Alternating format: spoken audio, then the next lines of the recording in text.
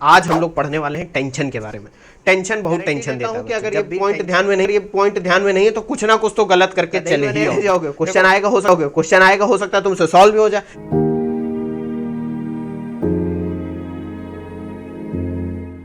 Hello बच्चों, welcome to ether. हम लोग आगे लेक्चर 21 में आज हम लोग पढ़ने वाले हैं टेंशन के बारे में। टेंशन बहुत टेंशन देता है बच्चों। जब भी टेंशन से रिलेटेड क्वेश्चन आते हैं, पुल्ली और रोप और ये सब, हम लोग बहुत टेंशन में आ जाते हैं। ये वीडियो बच्चों 8 पॉइंट्स वीडियो है। 8 पॉइंट्स मतलब यहाँ पर 8 बातें टेंशन के बारे में बताई गई हैं। उनको ध्यान से समझ लोगे, कोई भी क्वेश्चन में किसी भी तरीके का कन्फ्यूजन नहीं होगा, ये मैं गारंटी देता हूँ। ठीक है, जल्दी से समझ लेते हैं क्योंकि इसके बाद जो हम लोग क्वेश्चन सॉल्व करेंगे उसमें यूज होगा हर एक पॉइंट का। मैं ये बोल रहा हूँ हर एक पॉइंट का यूज होगा, इसको लिख जरूर लेना और ध्यान से समझना एक एक पॉइंट को। ठीक है, टेंशन के बारे में हम लोग पढ़ भी चुके हैं। थोड़ा सा हम लोगों ने इंट्रोडक्शन लिया था, याद करो, जब हम लोग फोर्सेस के बारे में पढ़ रहे थे कि टेंशन क्या होता है। तो टेंशन जैसे कि नाम ही बता रहा है, टेंशन देता है। देखो टेंशन क्या है, बेसिकली एक पुलिंग फोर्स है। पुलिंग फोर्स जैसे यहां पर क्या लिखा हुआ है, the force exerted on a block और body by a rope, cable, chain, string etcetera is called the force of tension T. इसको जनरली टी से डिनोट करते हैं, कोई ज़रूरी नहीं, किसी भी आप लेटर को यूज़ कर सकते हो। अब बात आती है कि है क्या भाई। देखो कोई भी ब्लॉक, जैसे मान लो यहाँ पर रखा हुआ है, एक ही ब्लॉक रखा हुआ है, ठीक है, ये सरफेस पे ऐसे ब्लॉक रखा हुआ है और मैं क्या करता हूँ, एक रस्सी इसमें बांध देता हूँ। ऐसे एक रस्सी इसमें रोप बांध दी मैंने, ऐसे रोप, केबल या जो भी बोलो, और इसको मैं यहाँ से खींचना चालू कर दूँ, ऐसे खींचना चालू कर दूँ, तो क्या होगा, इस रोप में एक फोर्स डेवलप होगी जिसको बोलेंगे पुलिंग फोर्स, जो कि बोलते हैं टेंशन। बात समझ गए, tension is a pulling force. अब कहोगे सर सिर्फ पुलिंग ही क्यों कर पाती है। ऑब्वियस ही बात है, आप सोचो कि थ्रेड क्या है, ये फ्लेक्सिबल चीज़ है, रोप या थ्रेड, इसको ऐसे आपने बांध दिया अगर यहाँ पर, और आप इसको पुशिंग करने की कोशिश करोगे तो ये तो स्लैक हो जाएगा ना यहाँ पर, ये इसको पुश तो कर नहीं पाएगा, सिर्फ पुलिंग कर पाएगा। बात समझे, इसको खींच पाएगा, सिर्फ पुश नहीं कर पाएगा। इसी जगह अगर यहाँ पर कोई, मान लो मैं रॉड ऐसे यहाँ पर एक फिक्स रॉड, आयरन की रॉड लगा दूँ, ठीक है, आयरन की रॉड, ये क्या है, ये क्या है, ये है रोप, ठीक है, ये है रोप, इसलिए आप यहां पर सिर्फ पुलिंग कर पा रहे हो। लेकिन अगर यहां पर एक आयरन की रॉड फिक्स होती, ठीक है, मास m होता, तो आप पुशिंग भी कर सकते और पुलिंग भी कर सकते। बात समझे। तो टेंशन की एक बेसिक डेफिनेशन क्या है, it is a pulling force by a rope, cable, chain, string, कोई भी ऐसी फ्लेक्सिबल चीज से अगर आप कोई पुलिंग करो तो उसको टेंशन बोलते हैं। इसको देखो जल्दी से एक बार। अब बात आती है कि सर ये तो आपने बताया था, और टेंशन के पीछे का कारण क्या होता है। टेंशन के पीछे का कारण होती है इलेक्ट्रोस्टैटिक फोर्स। मतलब ये रोप में बहुत सारे एटम्स होंगे, उनके बीच में चार्जेस होंगे, वो आपस में अट्रैक्ट करेंगे, तो फोर्स लगाओगे तो वो रेपेल करेंगे, कुछ कुछ ऐसा होता है। ये सब हम लोग डिटेल में पढ़ चुके हैं, क्योंकि हम माइक्रोस्कोपिक लेवल पे चीज़ों को देख रहे हैं, बड़े लेवल पे तो उस लेवल पे जाने की ज़रूरत नहीं है, ये मैं 50 बार बोल चुका हूँ। ठीक है, अगर ये समझना है तो आप कॉन्टैक्ट फोर्सेस और जो फंडामेंटल फोर्सेस वाला चैप्टर है उसको देख लेना, लेक्चर, ठीक है। अब बात आती, ये जो बच्चों लिखा है यहां पर पॉइंट्स टू रिमेंबर, ये वाकई में बच्चों ध्यान में रखना, वरना क्वेश्चन आएगा और मैं गारंटी देता हूं कि अगर ये पॉइंट ध्यान में नहीं है तो कुछ ना कुछ तो गलत करके चले ही आओगे। देखो कुछ बच्चे समझते हैं कि मैं एक ही टाइप के 50 क्वेश्चन सॉल्व कर लूंगा, तो वैसा क्वेश्चन आएगा तो मैं कर लूंगा, भले कॉन्सेप्ट समझ में आए चाहे ना आए। बच्चों बात वही है, तुम गधे ही बने रह जाओगे। क्वेश्चन आएगा, हो सकता है तुमसे सॉल्व भी हो जाए, लेकिन क्या तुम उसके पीछे की फिजिक्स समझे, नहीं समझे, तो फिजिक्स पढ़ने का क्या फ़ायदा। कह लो कि सर कंपटीशन निकल जाएगा, उन सब पे मुझे मत लेके जाओ, दिमाग मत खराब करो मेरा। ठीक है, पहला पॉइंट क्या है, tension in a string may be uniform और नॉन यूनिफॉर्म। इसका कहने का मतलब है कि जैसे भाई आपने ये जो रोप थी आपकी, ठीक है, जिस पे आपने फोर्स लगाई, जिस पर आपने फोर्स लगाई इस तरीके से। अब बात ये होती है, अभी हम जाके जानेंगे आगे चल के, कि टेंशन लगाने के लिए दो इक्वल और अपोजिट फोर्सेस चाहिए। मतलब अगर ये रस्सी है मान लो, ठीक है, ये केबल है या रोप है, इसको आप एक साइड से खींचना चालू करोगे तो क्या होगा, ये तो आगे बढ़ जाएगी ना। तो अगर आपको इसमें पुलिंग फोर्स क्रिएट करनी तो आपको दोनों साइड से खींचना पड़ेगा इसको। बात समझिए। तो टेंशन पूरी स्ट्रिंग में यूनिफॉर्म भी हो सकता है और नॉन यूनिफॉर्म भी हो सकता है, दोनों केसेस हम लोग देखेंगे आगे चल के। अब यूनिफॉर्म का क्या मतलब है कि अगर मैं मान लो इसका एक ये सेक्शन ऐसे कट करूं इस रोप का, इसको यहाँ पर मैं ड्रॉ कर रहा हूँ इस सेक्शन, तो जब आप इसमें देखोगे तो आपको ये पता चलेगा कि भाई इसमें जो मान लो टेंसाइल फोर्स है वो है T, ठीक है। और अगर आप एक कोई दूसरा सेक्शन ले लो, ये सेक्शन 1 मान लो, ये सेक्शन 2 मान लो, ये T1 मान लो फोर्स, और ये दूसरा सेक्शन आप ड्रॉ करो, मतलब आपने रोप को क्या कर दिया, काट दिया ऐसे, तो इस पर मान लो टेंसाइल फोर्स या टेंशन जो आएगा वो आएगा 2, ठीक है, T2। तो यूनिफॉर्म टेंशन का मतलब है कि T1 is equal to T2, तब ये यूनिफॉर्म होगा। यूनिफॉर्म मतलब थ्रू आउट द लेंथ जो पुलिंग फोर्स है वो सेम है। आप चाहे ये सेक्शन ले लो, चाहे ये सेक्शन ले लो, चाहे ये सेक्शन ले लो, किसी भी एक सेक्शन को कट करोगे तो उसमें जो पुलिंग फोर्स होगी वो T के बराबर होगी। कोई एक वैल्यू होगी 10 Newton 20 Newton depending upon the problem, वो पूरी लेंथ वाइज एक जैसे। नॉन यूनिफॉर्म का मतलब क्या होगा कि भैया कोई भी दो सेक्शन लोगे उनके बीच का जो टेंशन है वो सेम नहीं होगा, वो लेंथ वाइज चेंज होगा। मान लो आप इस पॉइंट से स्टार्ट करो तो यहाँ पर अलग होगी वैल्यू, यहाँ पर अलग होगी, यहाँ पर अलग होगी, इस हिसाब से चेंज होती रहेगी वैल्यू। तो नॉन यूनिफॉर्म समझ गए, यूनिफॉर्म समझ गए। अब कहोगे सर ये आपने कैसे दिखा दिया, ये अभी बच्चों समझ में आएगा कि मैंने T1 T2 अलग अलग क्यों लिए, F क्यों नहीं लिया, वो सब अभी हम बताएंगे। इस पॉइंट को समझ लो कि टेंशन यूनिफॉर्म भी हो सकता है और नॉन यूनिफॉर्म भी हो सकता है। देख लिया। देखो बच्चों जल्दी जल्दी समझ जाते हैं, आपको लिखने के लिए आप वीडियो पॉज कर देना, आराम से लिख लेना। अब बात आती है रिप्रेजेंटेशन ऑफ टेंशन, कि टेंशन को दिखाते कैसे, मतलब पेपर पे कैसे दिखाओगे। इसमें बहुत कन्फ्यूज़न होता है बच्चों, मुझे भी बहुत ज़्यादा कन्फ्यूज़न होता है था कि जैसे कि मान लो एक ये रूफ है, ठीक है, एक सरफेस है, उस पर एक ये मास लटका हुआ है, एक थ्रेड है, ठीक है, एक थ्रेड है, उस पर एक ये मास M लटका हुआ है। तो ऑब्वियस सी बात है इसका वेट क्या होगा, mg डाउनवर्ड्स होगा, ये हम लोग जानते हैं। अब इसमें टेंशन बच्चों आपने किताबों में देखा होगा, अगर नहीं देखा है तो मैं बताता हूँ, वो ऐसे दिखाया जाता है, ऐसे, इसकी वैल्यू भी T इक्वल एंड अपोजिट दिखाना। अब कहोगे सर ये तो ऐसा दिख रहा है कि ये थ्रेड को दबा रहा है, बात समझ रहे हो, लेकिन आपने तो अभी बताया कि ये तो पुलिंग फोर्स होती है, तो खींचेगी। अब यही बच्चों बात होती है, यहाँ दिखाया ऐसे इसलिए जाता है ताकि सेक्शन कट करने पे आप क्या कह दोगे सर ये सब क्या बोल रहे हो। अब मैं आपको अभी ध्यान से समझाता हूँ। मान लो ये है आपकी रूफ, ठीक है। अब मान लो मैं इस थ्रेड को ऐसे यहाँ से बीच से काट दूँ, काट मतलब फिजिकली काट नहीं रहा हूँ, मैं समझाने के लिए कि इस थ्रेड पे, इस रोप पे कौन कौन सी फोर्सेस लग रही। तो जरा रूफ का फ्री बॉडी डायग्राम और इतने हिस्से का फ्री बॉडी डायग्राम बनाओ। तो ये हो गए रूफ और ये हो गया थ्रेड। तो इस वाले हिस्से में कौन सा एरो आ रहा है, ये वाला एरो आ रहा है कि नहीं, कह दोगे सर बिल्कुल आ रहा है। और नीचे वाले का डायग्राम बनाओ, तो नीचे क्या है, ये है मास एक M, इस पर वेट लग रहा है mg, और एक एरो T आ रहा है। कह दोगे सर अब कुछ समझ में आ रहा है कि ये एरो क्यों दिखाए जाते हैं। भाई एक बात समझो, इस थ्रेड का इस रूफ पे क्या इफेक्ट होगा।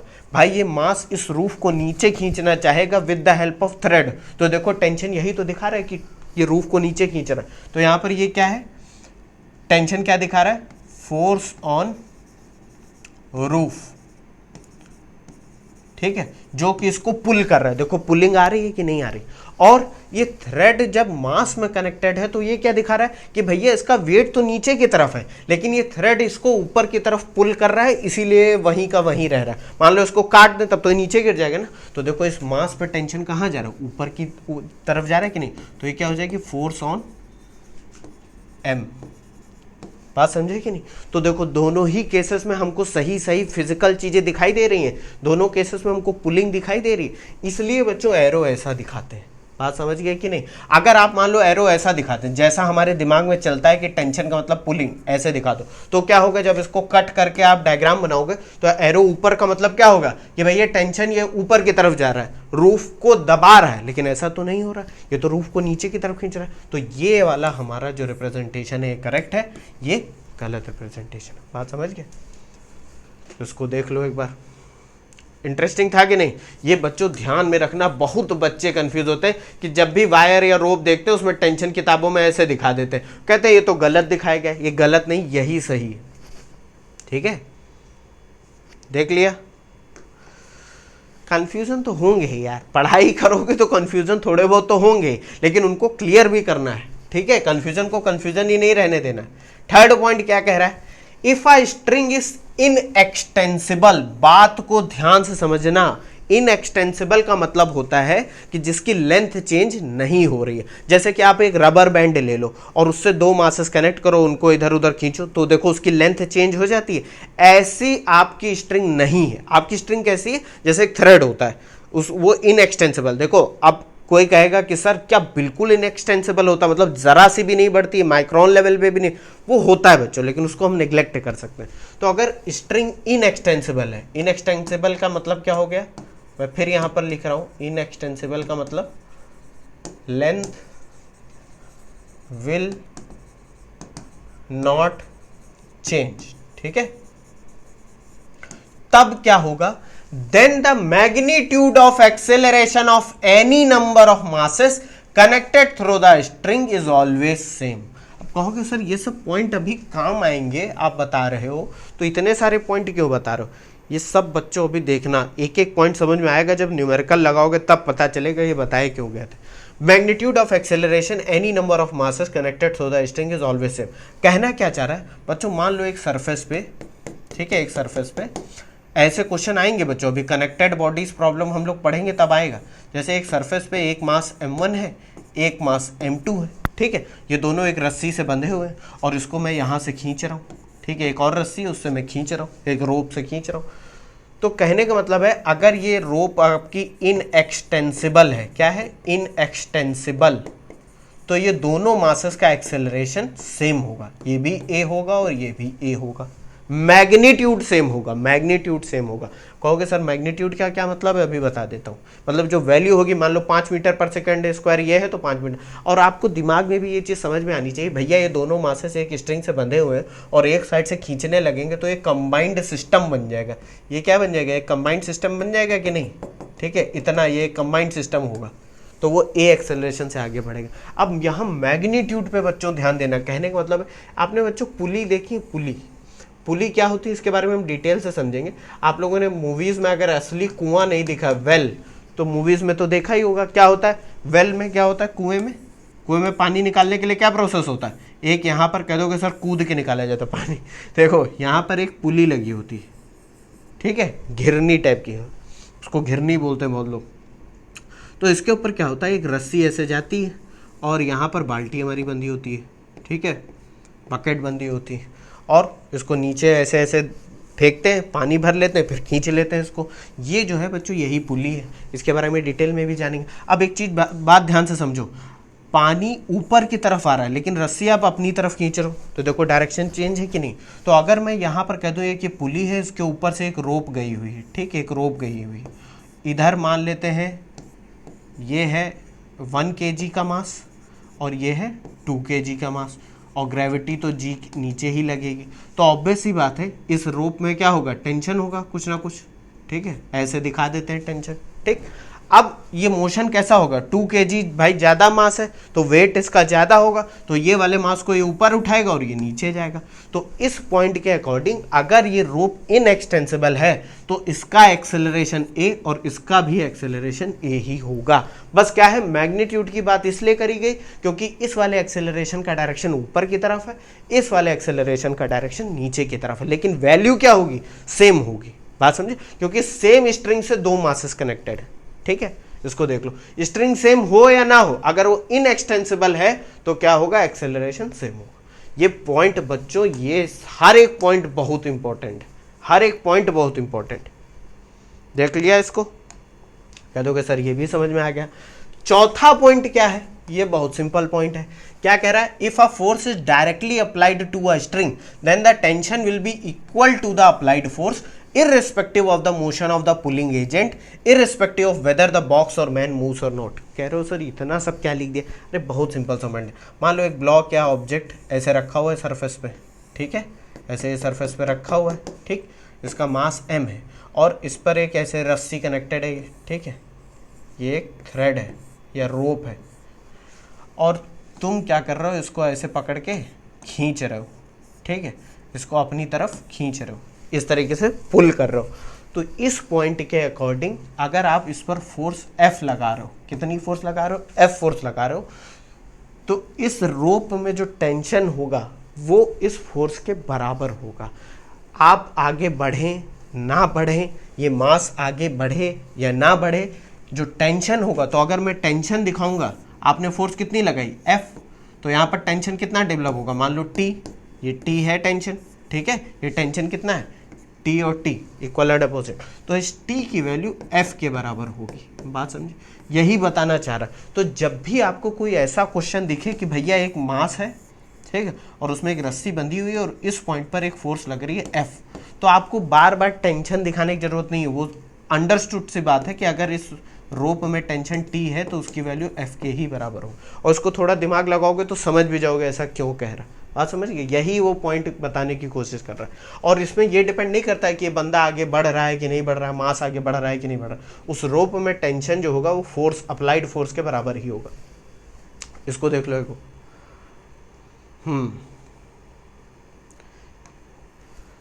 पांचवा पॉइंट क्या है, ये पॉइंट ही है जो आपको अभी समझा देगा कि ये इक्वल एंड अपोजिट दो फोर्सेस क्यों लगाई जा रही हैं। In order to produce tension in a string, two equal and opposite stretching forces must be applied.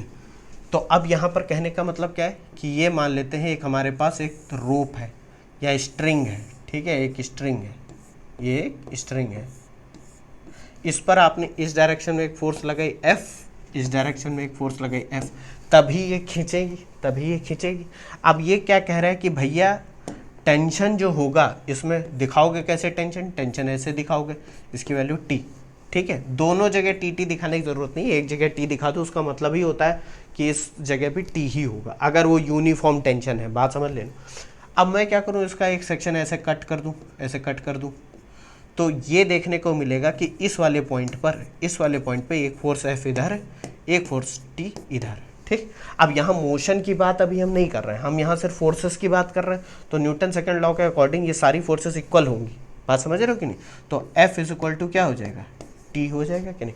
तो यहाँ पर यही बताया जा रहा है कि अगर किसी रस्सी में आपको टेंशन अप्लाई करना है, किसी रोप या केबल, तो आपको दोनों एंड पर आपको इक्वल और अपोजिट स्ट्रेचिंग फोर्सेस लगानी पड़ेंगी। बात समझ में आ रही, तभी टेंशन उसमें डेवलप होगा और उस टेंशन की वैल्यू आइदर अप्लाइड फोर्स के बराबर होगी और वो directed inverts opposite to F। अब देखो फोर्स तो इधर की तरफ जा रही है, लेकिन टेंशन क्या है, इनवर्ट्स अंदर की तरफ है। इस एंड से देखोगे तब भी इनवर्ट है, इस एंड से देखोगे तब भी इनवर्ट है। बात समझिए, यही ये पॉइंट बता रहे हैं। अब बहुत बच्चे इतना कंफ्यूज होते हैं, वो क्या समझते हैं कि भैया ये अगर मान लेते हैं कि ये फोर्स, मान लो इधर 10 न्यूटन का फोर्स है, इधर भी 10 न्यूटन का फोर्स है, ठीक है, तो इसमें जो टेंशन होगा, कुछ बच्चे क्या करेंगे, वो कह देंगे भैया 0 न्यूटन हो जाएगा। क्यों 0 न्यूटन हो जाएगा, 10 न्यूटन इधर है, 10 न्यूटन इधर है, कैंसिल हो जाएगा, 0 हो जाएगा। बिल्कुल गलत बच्चों, कुछ 0 नहीं होगा, बेवकूफ़ों वाली बातें मत करना। 0 होने का मतलब ये नहीं है कि उसका इफेक्ट खत्म हो गया, फोर्स अभी भी दोनों वही है।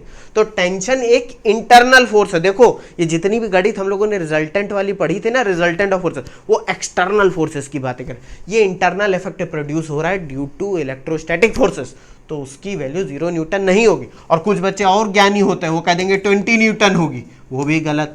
इसकी वैल्यू होगी, कितनी होगी वैल्यू, इसकी वैल्यू होगी 10 न्यूटन। 10 न्यूटन ही होगी, क्योंकि इक्वल एंड अपोजिट फोर्सेस चाहिए। इसको देख लो बच्चों, ये गलती मत करना, बहुत बच्चे गलती करते हैं, ठीक है। इस पर एक क्वेश्चन भी हम लोग लगाएंगे, चिंता मत करो। अब क्या कह रहा है, 6th point, if a string is massless, अगर स्ट्रिंग मासलेस है, मतलब जो भी रोप, केबल, वायर जो भी आप यूज़ कर रहे हो उसका मास नहीं। कह दोगे सर ऐसा कैसे हो सकता है, अरे भैया मास है, जो भी सिस्टम आप एनालाइज कर रहे हो उसके कंपैरिजन में मास बहुत कम होगा। मतलब आप समझ के देखो कि एक 50 किलोग्राम की ब्लॉक है, उसको आप 10 ग्राम 100 ग्राम की रोप से खींच रहे हो, तो उसका तो नेग्लेजिबल ही है ना मास। वही बात कर रहा, the tension in it is same everywhere. अगर अब ये बात मैंने अभी जो बताई थी ना यूनिफॉर्म टेंशन वाली, कि अगर स्ट्रिंग आपकी ये जो रोप है, ठीक है, ये मासलेस है, मासलेस है, तो इस पॉइंट पे अगर टेंशन T होगा तो इस पॉइंट पे भी टेंशन T होगा, और हर एक पॉइंट पर, इसके हर एक पॉइंट पे टेंशन T T T पूरी लेंथ पे होगा। तो ये कैसा टेंशन होगा, यूनिफॉर्म टेंशन, ठीक। और अगर स्ट्रिंग आपकी मासलेस नहीं है, if a string has a mass, उसका कुछ मास है, भारी रस्सी है आपकी, एंड इट इज एक्सेलरेटेड, और उसका एक्सेलरेशन भी हो रहा है, then tension at different points will be different.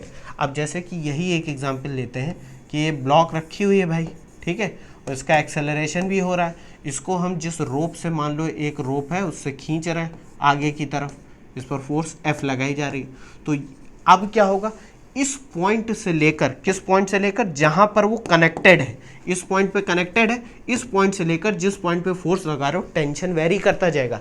यहाँ पर मान लो T1 है, यहाँ पर T2, T3, T4, T5, T6 ऐसे करके होगा, जितने भी नंबर ऑफ सेक्शन आप बांट सकते हो। और इसकी वैल्यू मैक्सिमम कहाँ पर होगी, इसकी वैल्यू मैक्सिमम होगी जहां पर जस्ट फोर्स अप्लाई करी जा रही है इस पॉइंट पर, और मिनिमम कहाँ होगी, जहां पर ये ब्लॉक से कनेक्टेड है, मिनिमम होगी यहाँ पर। कह दोगे सर ऐसा क्यों है, यहाँ पर मैक्सिमम क्यों नहीं? बच्चों ध्यान से समझना, जब इस पॉइंट पे फोर्स लगा रहे हो तो इससे पहले कितने मासेस हैं, एक तो मास m है, और इस रोप का भी तो मास आ जाएगा कि नहीं, क्योंकि अब रोप मासलेस नहीं है, तो इस पॉइंट पे इस रोप का भी मास है, पीछे की तरफ जब खींचोगे आगे एक्सेलरेट करने के लिए, तो mass of body plus mass of rope. लेकिन इस पॉइंट पे आगे खींचते वक्त सिर्फ मास है इसके पीछे, कोई रोप का मास नहीं है, बात समझ रहे हो? तो ये एडिशनल मास की वजह से यहाँ पर मैक्सिमम होगा। बात समझ में आई? कह दोगे सर ये बातें समझ गए, लेकिन अब यहाँ पर एक कन्फ्यूजन और क्रिएट हो गया। आपने बताया कि टेंशन लगाने के लिए इक्वल एंड अपोजिट फोर्सेज चाहिए, तो यहाँ तो इक्वल एंड अपोजिट नहीं है, यहाँ पर एक मैक्सिमम फोर्स है, यहाँ पर एक मिनिमम फोर्स है, तो अलग अलग होगी। अरे बच्चों बात ध्यान से समझो, इस पॉइंट पे, जस्ट इस पॉइंट पे जब आप इसको एक्सेलरेट कर रहे हो और मास है इसमें, तो हर एक पॉइंट पे जब सेक्शन काटोगे तो इधर भी T मिनिमम आएगा और इधर भी T मिनिमम आएगा। उसी तरीके से मान लो यहाँ पर T2 होता तो इस पॉइंट पर इधर भी T2 आएगा, इधर भी T2 आएगा। मतलब पुलिंग जो होगी हर एक पॉइंट पे चेंज तो होगी, लेकिन इस पॉइंट पे इक्वल एंड अपोजिट ही होगी। बात समझ गए कि नहीं? अगर इस सेक्शन को काटोगे तो यहाँ पर इस डायरेक्शन में भी एक फोर्स आएगी, मान लो 10 न्यूटन आ रही है तो उधर भी 10 न्यूटन आएगी। यहाँ कट करोगे 15 न्यूटन आ रही है तो इधर भी 15 न्यूटन, उधर भी 15 न्यूटन। बात समझे कि नहीं? इसको देख लो, ये बहुत इंपॉर्टेंट पॉइंट है बच्चों, क्योंकि स्ट्रिंग देखो, जनरली जो क्वेश्चन सॉल्व करोगे तुम, और इवन जो IIT और नीट की तैयारी कर रहे हैं उनमें भी जो जनरली क्वेश्चन आते हैं उसमें मास को नेग्लेक्ट कर दिया जाता है, लेकिन हम लोग कुछ क्वेश्चन ऐसे सॉल्व करेंगे जिसमें मास को कंसीडर करा जाएगा ताकि आप कंफ्यूज ना हो जाओ। ठीक है, देख लिया। ये जो बच्चों पॉइंट बताने जा रहा हूं, ये क्वेश्चन आप जो लगाओगे उन सब का बेसिस है। इंपॉर्टेंट अप टू इन्फिनिटी लिख लो इसको, क्योंकि इस 7th नंबर पॉइंट के 3 पार्ट हैं और तीनों बहुत इंपॉर्टेंट पॉइंट हैं। क्या कहा जा रहा है? इफ पुली यानी कि जो अभी हम लोगों ने देखा ना कुएं के ऊपर जो लगी होती है, अरे और भी जगह यूज होती है pulley. If pulley is massless and frictionless, बच्चों यहाँ होगा फ्रिक्शनलेस, मतलब कि उसका मास भी नहीं है और उसको फ्रिक्शनलेस मान लो, उसमें कोई फ्रिक्शन भी नहीं। कह दो कि सर मास तो होगा, लोहे की बनी होती, फिर वही बात आ गई, मास इतना कम है कि हम उसको निगलेक्ट कर सकते हैं। ठीक है, तो पुली अगर मासलेस है एंड फ्रिक्शनलेस है, tension will B same on both sides of the पुली। अगर मान लो एक ये पुली है, ठीक है, एक ये पुली है और ये ऐसे लटकी हुई है, ठीक है, ये ऐसे लटकी हुई है, इसके ऊपर से एक रोप जा रही है, एक रोप जा रही और 2 मासेस लटके हुए हैं, ये मान लेते हैं 2 kg, ये 1 kg। इससे अभी वैल्यूज़ पर मत जाओ। ये कह रहा है कि अगर स्ट्रिंग और ये सब कुछ मासलेस एंड फ्रिक्शनलेस है, क्या है? मासलेस एंड फ्रिक्शनलेस है, तो पुली के इस साइड वाला जो ये पोर्शन दिख रहा है रोप का या थ्रेड का, उसमें जो टेंशन की वैल्यू होगी वो, और पुली के इस साइड में ये ऊपर से होकर जा रहा है ना, ये दोनों वैल्यू सेम होगी। टी इधर होगा तो टी इधर होगा। ये पॉइंट ध्यान में रखना, क्योंकि क्वेश्चन आ जाएगा, अगर अलग अलग मान लोगे तो क्वेश्चन सॉल्व ही नहीं होगा। बात समझे? अब इसी में एक पॉइंट और ऐड करा गया जो कि point number A, string and pulley are massless. इसी में एक कंडीशन और लगाओ, string and pulley are massless and there is no friction between the pulley and the string. तो ये वाली कंडीशन इसमें आ जाएगी। ठीक है, स्ट्रिंग और पुली का मास हमने नेग्लेक्ट कर दिया है और किसी भी तरीके का फ्रिक्शन इस स्ट्रिंग, अब भाई ऑब्वियस सी बात है कि रोप जब पुली के ऊपर से जाएगी तो कुछ फ्रिक्शन हो सकता है, मतलब रेजिस्टेंस टू रिलेटिव मोशन हो सकता है कि नहीं हो सकता, वो सब हमने नेग्लेक्ट कर दिया। तो पुली के इस साइड और इस साइड टेंशन क्या है, सेम रहेगा। ये पॉइंट नंबर ए इसी का एक्सटेंशन है। इसमें 3 केसेस हैं, तो पहला हम लोगों ने देख लिया, ठीक है, कहते हो कि सर समझ गए हम। दूसरा क्या पॉइंट है, बी, इसी कंडीशन का बी वाला पॉइंट क्या है, कंडीशन थोड़ी चेंज हो जाएगी। अब स्ट्रिंग मासलेस है, मतलब जो रोप है वो तो मासलेस है, लेकिन जो पुली है वो मासलेस नहीं है और उसमें फ्रिक्शन भी है, मतलब मास भी है और फ्रिक्शन भी है। पुली के पास क्या है, मास भी है और there is friction between string and pulley, ठीक है, फ्रिक्शनलेस नहीं है, but pulley is not massless and frictionless. बात समझे? तो उस केस में बच्चों क्या होगा, टेंशन की वैल्यू चेंज हो जाएगी। अगर ये जो पुली अभी हम लोगों ने देखी थी, ये इधर एक रोप आ रही, इधर एक रोप आ रही, ठीक है, अगर ये मासलेस फ्रिक्शनलेस नहीं है तो मान लो इधर T1 है तो इधर कितना हो जाएगा, T2 हो जाएगा बच्चों। बात समझे? कुछ और वैल्यू हो जाएगी। आप इसका एक एग्जांपल और देख सकते हो कि एक सरफेस पे ब्लॉक रखी हुई है। इस टाइप के क्वेश्चन बच्चों बहुत देखने को मिलेंगे। आप इसका मास मान लो m1 है, इससे एक रोप गई है और एक ये पुली से पास, और ये पुली इसमें ऐसे कनेक्ट है, और ये पुली क्या कर रही है, एक वेट है m2, मास है m2 जो कि इसको नीचे की तरफ खींच रहा है m2। तो पुली के इस साइड मान लेते हैं टेंशन होगा T1, तो इस साइड टेंशन क्या हो जाएगा, T2। बात समझिए, ये देख लो। तो ये वाली कंडीशन में देखो टेंशन क्या हो गया, टेंशन पुली के इस साइड और उस साइड चेंज हो गया। क्यों? क्योंकि पुली के पास मास भी है और फ्रिक्शन भी है, ठीक है। अब कुछ बच्चे कहेंगे कि सर ऐसा क्यों हो रहा है। जब हम लोग बच्चों फ्रिक्शन पढ़ेंगे तो उसमें समझ जाएंगे, अभी बुद्धि मत लगाओ, जो बता रहा हूँ वो समझ लो। फ्रिक्शन जब पढ़ेंगे तब डिटेल में जानेंगे कि ऐसा क्यों हो जाता है, ठीक है। पॉइंट नंबर सी, बहुत इंपॉर्टेंट पॉइंट, कि भैया स्ट्रिंग एंड पुली अब दोनों ही मासलेस नहीं है और दोनों के बीच में फ्रिक्शन भी है, मतलब कि स्ट्रिंग का भी एक मास है, पुली का भी एक मास है और दोनों के बीच में फ्रिक्शन है। तो क्या है, string and pulley both are not massless and there is friction between the pulley and the string. तो जो अभी बच्चों हम लोगों ने एग्जाम्पल देखा उसी को हम लोग ले लेते हैं एक बार। ये सरफेस पे क्या है, एक मास m1 है और यहाँ पर एक पुली कनेक्टेड है, ये एक रोप जा रही है, ठीक है, और यहाँ से एक मास m2, ठीक है, ये नीचे की तरफ मान लो इसको खींच रहा है m2g, तो ये एक्सेलरेशन a हो गया, ठीक। अब कहना क्या चाह रहा है, बात ध्यान से समझना, क्योंकि बच्चों याद करो कि रस्सी का खुद का मास है। तो हम लोगों ने अभी ध्यान से दूसरा या तीसरा पॉइंट देखा था कि अगर रोप का खुद का मास हो तो उसके हर एक पॉइंट पे टेंशन की वैल्यू चेंज हो जाती है।